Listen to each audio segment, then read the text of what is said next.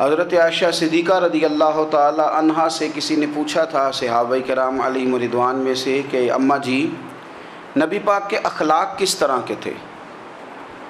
تو فرمانے لگی قرآن مجید ہی رسول پاک کے اخلاق ہیں۔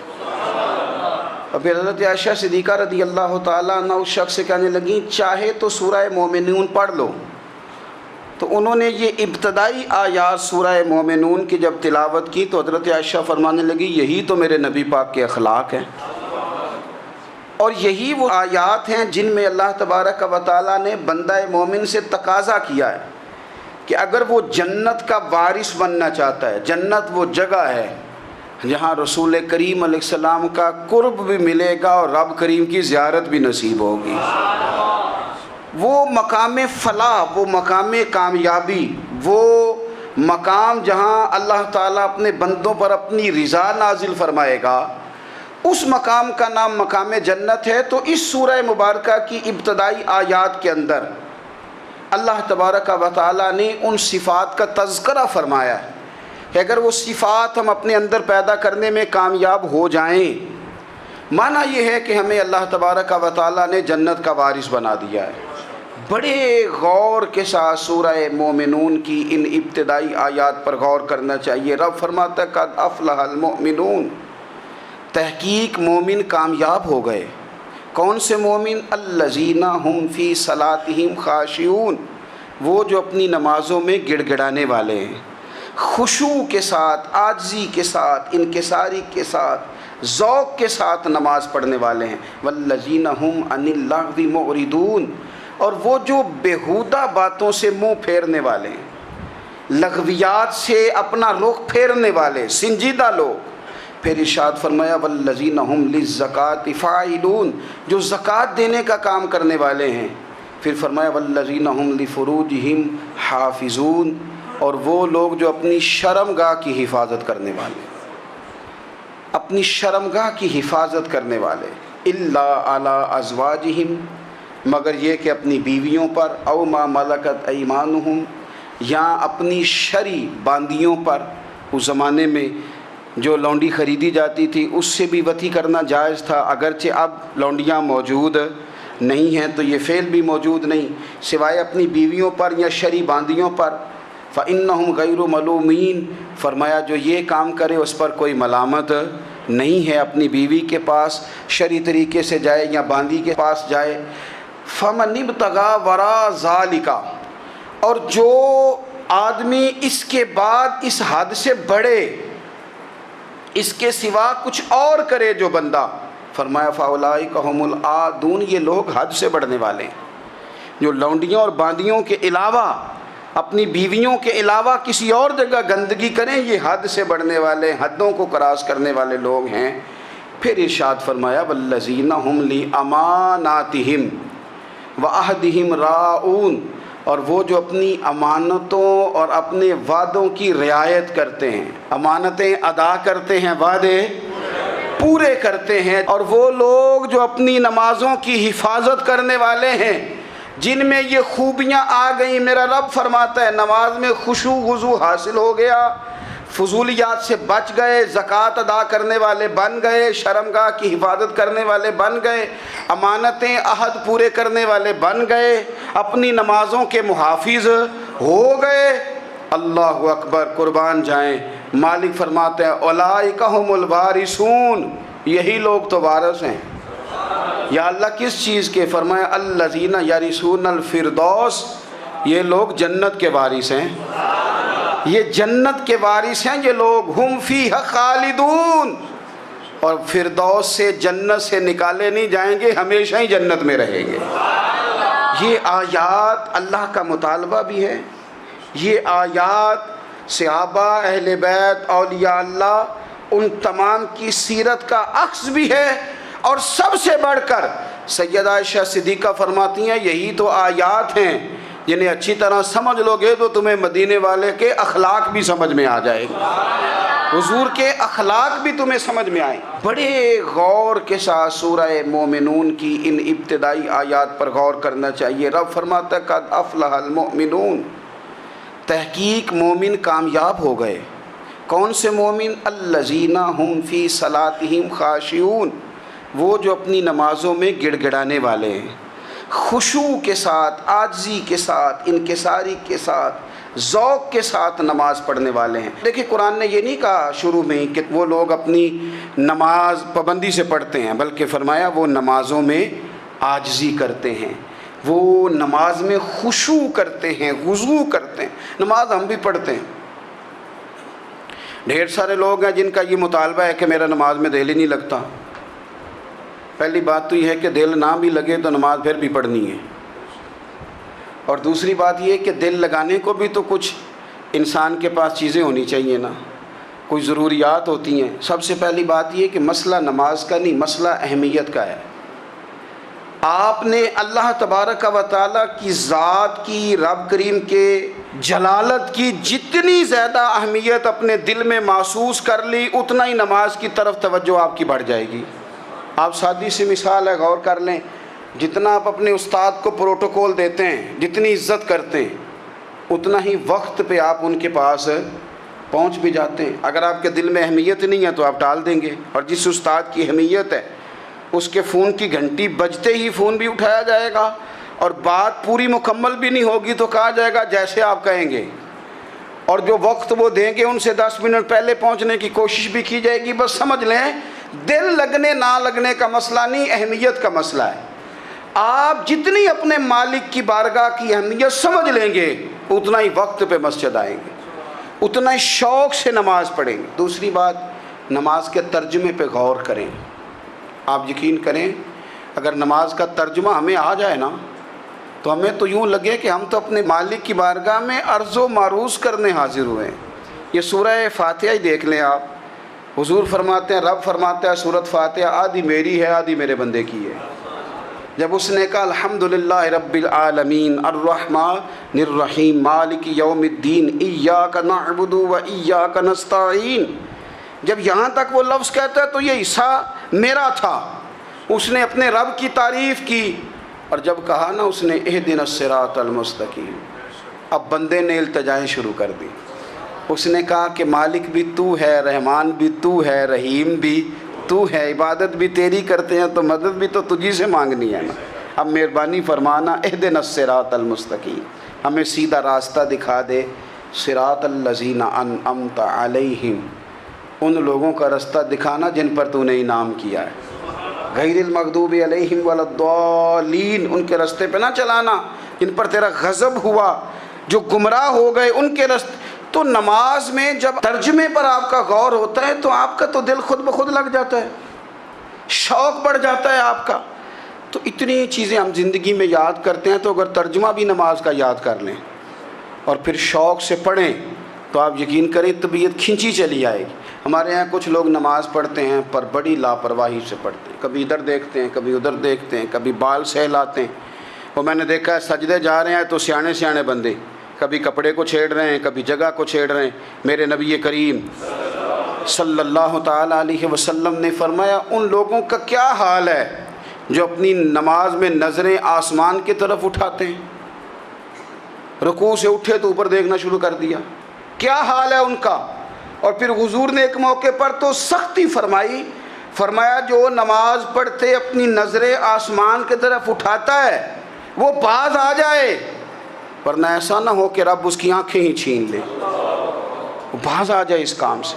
خشوع کے ساتھ نماز پڑھے، عاجزی کے ساتھ نماز پڑھے، اس کا دل لگا ہوا ہو نماز کے اندر۔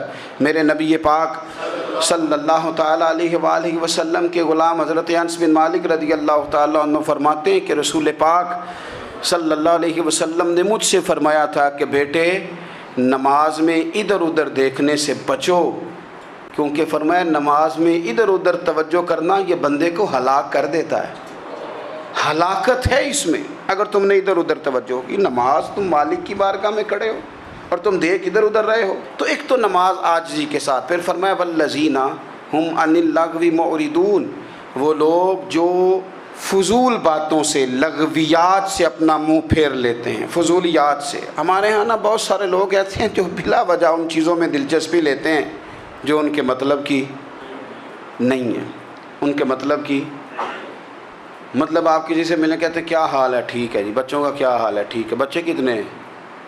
تو بھئی آپ کو جب پتہ ہی نہیں تھا کتنے ہیں تو حال کیوں پوچھا آپ نے؟ آپ کرتے کیا ہیں؟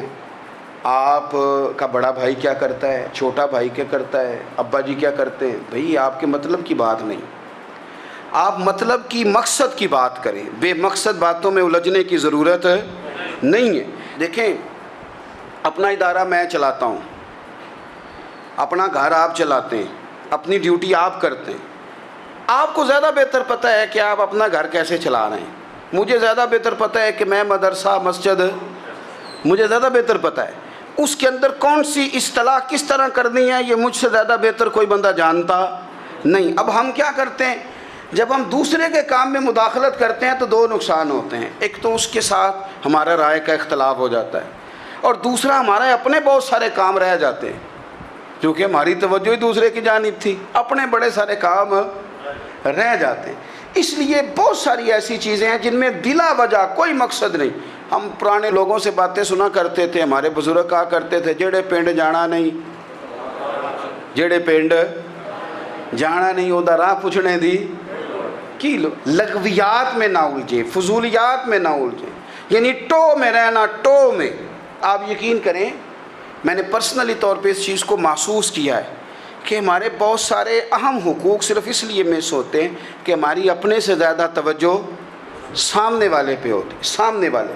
میں نے دیکھا بڑے بڑے عجیب سوال اور بڑے بڑے انوکھے سوال، مطلب یہ کہ اتنی لمبی چوڑی، اور لوگوں کو بڑا پتہ ہوتا ہے یہ فلاں آدمی جو ہے اس کے بچے کتنے ہیں، وہ بیاہ کہاں پہ ہیں، کس کس علاقے میں ان کی شادیاں ہوئی ہیں۔ اتنی تفصیلات کی ہمیں ضرورت نہیں ہے، ہم سے تو ہمارے بارے میں پوچھا جائے گا، تو ہمیں اپنا معاملہ بڑا صاف ستھرا۔ دیکھیں کیا سونی بات کی مدینے والے رسول نے، قربان جائیں حضور کے جملوں پر۔ ایک شخص نے پوچھا حضور سونا اسلام کون سا ہے، خوبصورت مسلمان کون ہے؟ تو نبی پاک صلی اللہ علیہ وسلم نے فرمایا وہ خوبصورت مسلمان ہے جو بات اس کے مقصد کی نہیں، بے معنی ہے، وہ بات وہ چھوڑ دے۔ بے مقصد باتوں سے الجھنا جو بندہ چھوڑ دے وہ مسلمان بڑا سونا مسلمان ہے۔ ہم کمزور اس لیے ہوتے ہیں کہ ہماری توجہ زیادہ دوسروں کی باتوں پر پڑتی ہے۔ پھر فرمایا والذین ھم للزکاۃ فاعلون، وہ لوگ جو زکوٰۃ دینے کا کام کرتے ہیں، صدقات کرتے ہیں، خیرات کرتے ہیں، وہ کامیاب ہو جاتے ہیں۔ پھر فرمایا والذین ھم لفروجہم حافظون، وہ جو اپنی شرمگاہ کی حفاظت کرتے ہیں۔ نوجوان میری بات پر توجہ کریں، فرمایا وہ لوگ جو اپنی شرمگاہ کی، والذین ھم لفروجہم حافظون، وہ لوگ جو اپنی شرمگاہ کی حفاظت کرتے ہیں۔ حضور غوث پاک رضی اللہ تعالیٰ عنہ فرمایا کرتے تھے دو چیزیں انسان اپنی سنبھال لینا، ایک پیٹ اور ایک شرمگاہ، تو فرماتے تھے ولایت اس کے بڑی قریب آ جاتی۔ ہم نہ ان لذات میں الجھ جاتے ہیں۔ سیانے سیانے بندے روٹی کمر سیدھی کرنے کے لیے کھانی چاہیے، زبان کے ذائقے کے لیے نہیں کھانی چاہیے۔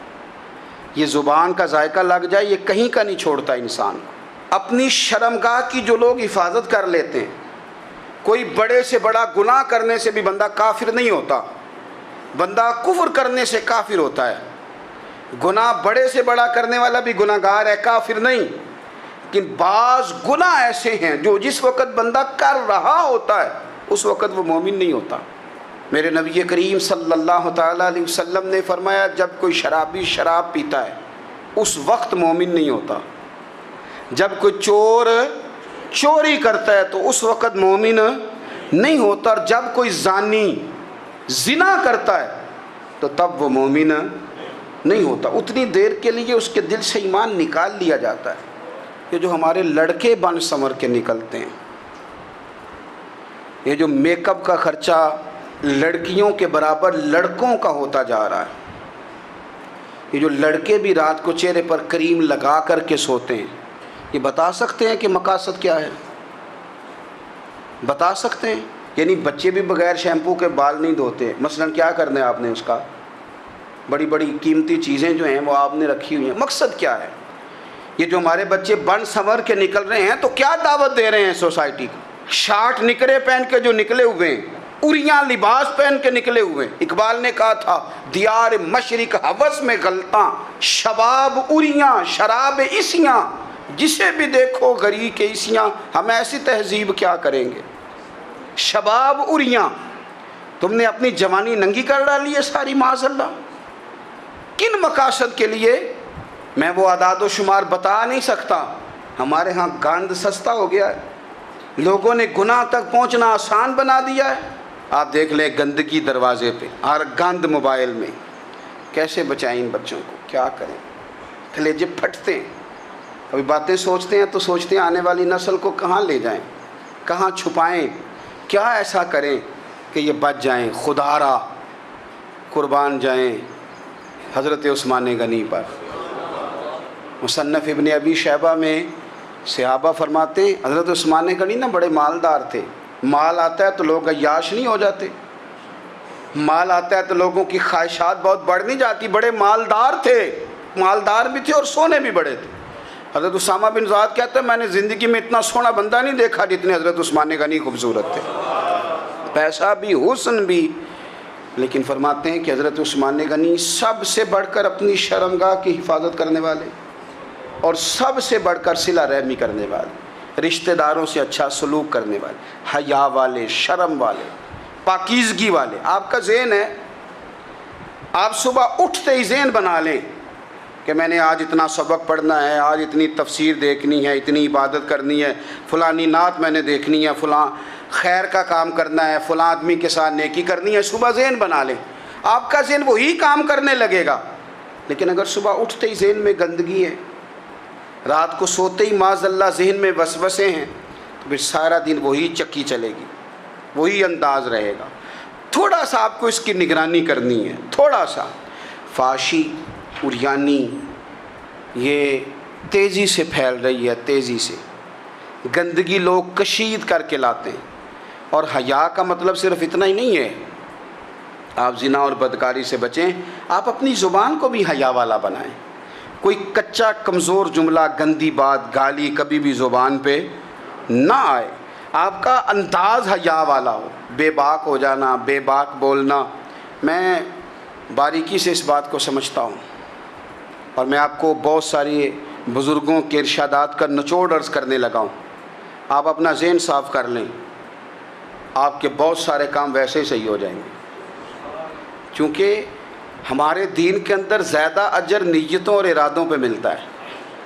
آپ کے جو اندر کی پاکیزگی ہے وہ بہت سارا فضل لاتی ہے اللہ کا.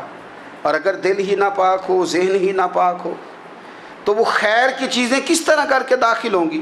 اپنی شرمگاہ کی قربان جائیں. نوجوانوں ذرا غور کرنا.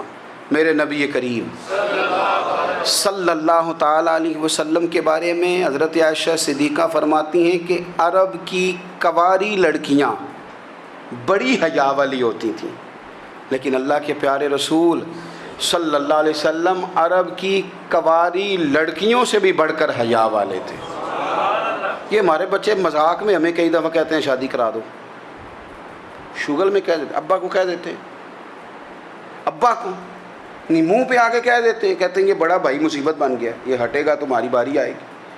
آپ کچھ ایسی باتیں کر رہے ہیں، کچھ ایسے انداز آپ اختیار کر رہے ہیں جو وزادار لوگ کرتے نہیں. شرم و حیا سے وہ چیزیں ڈھل جاتی ہیں جو باتیں ہمارے بچوں کی زبانوں پر بے باکی کے ساتھ آنے لگی ہیں.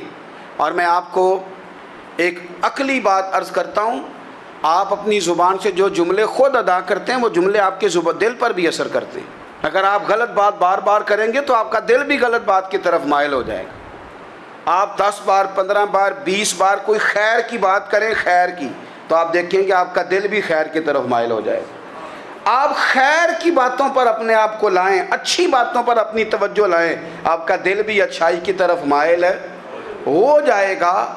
کفل کا ایک واقعہ ترمذی میں ملتا ہے. ایک شخص کفل نام کا تھا بنی اسرائیل میں. ایک عورت مجبور تھی، اس کے بچے بھوکے تھے، تو کفل نے اسے مائل کر لیا کہ تو میرے ساتھ گناہ کرے گی تو پھر میں تیرے بچوں کی روٹی تجھے دوں گا. تو وہ عورت پہلے تو بیچاری نہ مانی، لیکن بچوں کی بھوک دیکھ کے مجبور ہو گئی. جب کفل کے قریب گئی نا وہ عورت، اس نے دروازے سارے بند کر لیے. ترمذی شریف میں اس کا واقعہ موجود ہے. چاروں جانب سے بند ہو گیا سارا کچھ. لیکن جب وہ کفل کہتا ہے میں اس بی بی کے پاس جانے لگا تو عورت کا وجود کانپتا تھا. جس بندے کو گناہ کی طرف جاتے اس کی طبیعت میں ہیجان پیدا ہو تو معنی یہ ہے کہ ابھی ذہن پورا غلیظ نہیں ہوا, ابھی طبیعت پوری گندی نہیں ہوئی, ابھی ایمان کی بہت ساری قسمیں موجود ہیں, عورت کا وجود کانپتا ہے. تو کفل کہتے ہیں کہ میں نے اسے کہا کہ سارے دروازے بند ہیں, ڈرتی کیوں ہے؟ تو کہنے لگی ڈرتی اس لیے ہوں کہ سارے دروازے بند نہیں ہوتے, ایک دروازہ کھلا ہے اور وہ دروازہ رب قدیر کا دروازہ ہے, اسے کیسے بند کیا جا سکتا ہے؟ تو کہتے ہیں جب اس نے یہ لفظ کہے تو مجھ پر بھی بات کا اثر ہوا, مجھ پر. تو میں نے کہا کہ اگر تو عورت ہو کہ رب سے اتنا ڈرتی ہے تو مجھے تو اس نے مرد بنایا ہے, تو مرد تو ہوتا ہی وہ ہے جو اپنے آپ پر کنٹرول کر سکے. تو اب نہ معاملہ آگے جائے گا, اب یہاں بات رکے گی نہیں, جا میں تجھے آزاد کرتا ہوں. عورت گئی, اس نے توبہ کی کفل نے, اور رات رو کے کہنے لگا مالک آج میں نے توبہ کی ہے تو میرے اوپر مہربانی کرنا, میری توبہ ٹوٹنے نہ پائے. رات اس نے توبہ کی, رات ہی انتقال ہو گیا. لوگوں کو پتہ تھا بڑا بے حیا ہے, بد کردار ہے, گناہ گار ہے, شاید لوگ اس کا چہرہ دیکھنے بھی نہ جاتے, پر مالک کریم ہے نا. حضور فرماتے ہیں سویرے اس کے دروازے پہ لکھ دیا اللہ نے, لوگوں رب نے کفل کے سارے گناہ معاف کر دیے ہیں, اس کے دروازے پہ لکھ دیا گیا. جب آپ اپنی حفاظت کرنا چاہتے ہیں تو اللہ پھر اسباب بھی پیدا کر دیتا ہے.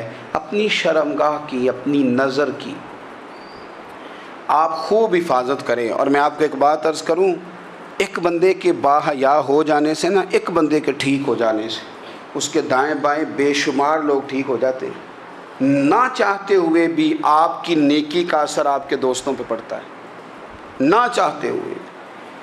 اور ایک بندے کے بگڑ جانے سے اس کے دائیں بائیں بہت سارے لوگ بگڑ جاتے ہیں, بہت سارے لوگ بگڑ جاتے ہیں. آپ اگر اپنے لب و لہجے پر یہ پابندی لگا سکیں اور اپنے آپ کو اگر آپ سنبھال سکیں تو پھر یاد رکھیے گا بڑی ساری چیزیں بہتر ہو جائیں گی. کچھ چیزیں ایسی ہوتی ہیں جو ہم نہ فراخ دلی سے بانٹتے ہیں, اور کچھ چیزیں ایسی ہوتی ہیں جو مجبور ہو کر ہم دیتے ہیں. کئی دفعہ ایسا ہوتا ہے کہ سامنے والا کچھ زیادہ تکلیف میں ہوتا ہے اور ہمارے پاس بھی وسعت نہیں ہوتی, لیکن زیادہ اجر اسی بندے کو ملتا ہے جو تھوڑی تکلیف برداشت کرے اور سامنے والے کی تکلیف کو دور کرے. مدینہ منورہ میں نا قحط پڑ گیا تھا, غلہ نہیں ملتا تھا, تو قحط کے زمانے میں لوگ نا پھر چیزوں کو مہنگا کر کے بیچتے ہیں. ہمارے ہاں ایک طرف چینی کی لائنیں لگی ہوتی ہیں, دوسری طرف چھاپا پڑتا ہے, پورے کے پورے گودام بھرے ہوئے نکل آتے ہیں. لوگ مصنوعی قلت پیدا کر دیتے ہیں. حضرت عمر فاروق رضی اللہ تعالیٰ عنہ کے زمانہ نور میں قحط پڑ گیا تھا, گندم کا دانہ اس طرح ہو گیا تھا جس طرح سونا ہے. سیدنا عثمان غنی رضی اللہ تعالیٰ عنہ کے نا بہت سارے اونٹ غلے کے بھرے ہوئے مصر سے آئے, اور لگتا یوں ہے کہ وہ شخص آپ ہی کو غلہ دیتا تھا, کسی اور کو دیتا بھی نہیں تھا, جو اونٹ بھر کے اس نے لیے.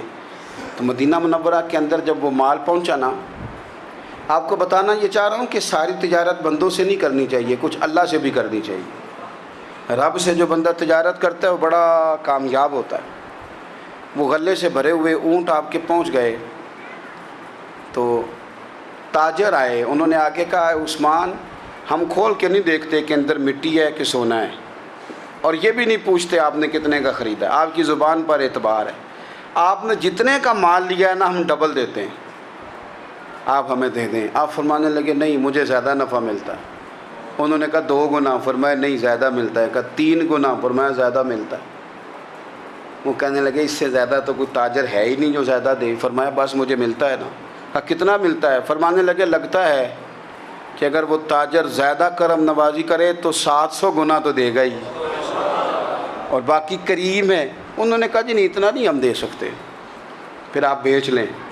یہ بات ہی سمجھ میں نہیں آتی.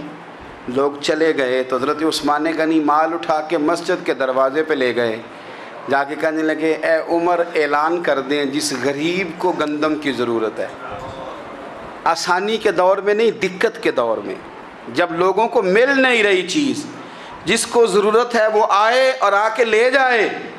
جب جناب عثمان غنی کے اس غلے کا اعلان ہوا تو تاجروں کو اب مسئلہ سمجھ میں آیا کہ یہ 700 گنا کو بندہ نہیں دے رہا، یہ رب کریم عطا فرما رہا ہے۔ میرے عزیز، کچھ سودے رب کے ساتھ بھی کریں۔